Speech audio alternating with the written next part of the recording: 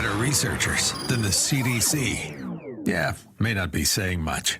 It's the Charlie Kirk Show. All right, this is more from when Charlie was singing JD Vance's praises in January. This is January 27th of 2025. So earlier this year, 159. Getting behind JD Vance in 2000 and what was it, 21? Yeah, that's right. 2021, we endorsed JD Vance very early. It's kind of like buying Bitcoin in 2013. It's a lot of upside. It's a lot of upside. People hear him and go, wait, this guy is great. He got vilified so much earlier, and it's got even better. And everyone around me knows how much I believe in JD Vance. I mean, I went all out twice for him. First on the Senate thing, and then on the vice presidential selection.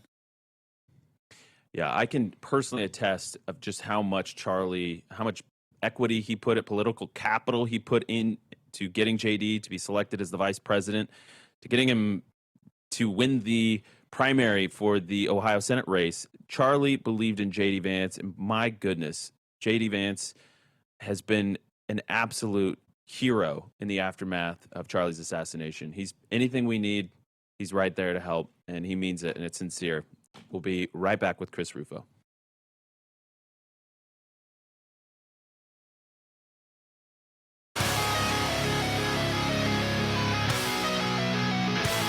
All right, welcome back to the Charlie Kirk Show. Final segment of the hour, final segment with Christopher Rufo, the great Christopher Rufo. Blake, take us in. Yeah, Chris, we just want to hear what you have to think about the elephants in the room, which is we're having this big factional debate because, well, it didn't start with it, but Tucker Carlson interviewed Nick Fuentes. Some people said that's fine. Some people said we don't like it, but whatever, it's his show. And some people are saying this is beyond the pale and we should condemn it. We're having faction fights at Heritage. So we just wanted you to offer your perspective on that. Yeah, how do we approach it, Chris?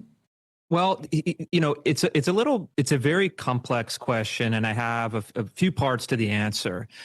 First off, I think like many of us, Tucker gave so many people on the right a great start, a great boost, great support. I count myself as someone who really is grateful for what Tucker has done. And so I think you give someone like that more latitude. If you're talking about the Fuentes interview, my own personal preference would have been for Tucker to really interrogate Fuentes a little bit more, challenge his opinions, really make it a kind of journalistic and adversarial enterprise. However, I think that therefore the call to banish Tucker, to banish Kevin Roberts from Heritage, to banish anyone in that orbit is foolish. I think it's premature. I think it is counterproductive.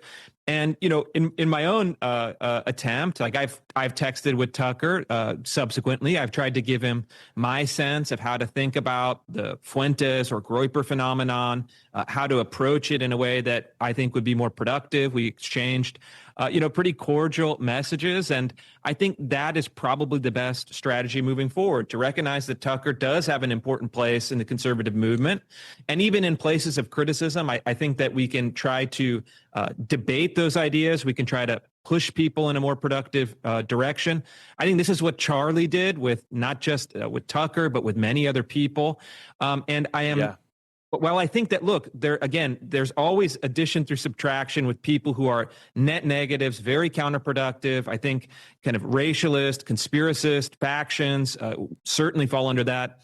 But this instinct to denounce, to disavow, to draw red lines, to purge leadership, to do that kind of action, whether at Heritage or now at ISI or in other institutions, I think that is not the right approach. And I think we get into an almost inverse of the BLM moment, where you have DEI-style struggle sessions at conservative institutions. I think that is a very bad idea. Post the black square. Post the black square, Chris. It's like it feels like our version of post the black square, which, by the way, Charlie raged against. You don't like this aggressive moral coercion that just uses, how dare you have this conversation? How dare you have that thought? he was very against that. Well, and Chris, that was really well said, and I'm glad to hear that from you, because you're a smart guy and you've thought deeply about these issues. And I would just say, listen, let's put the Groyper phenomenon aside. Let's put all of that aside. I will tell you with 1,000% certainty, because I had dozens of conversations about this.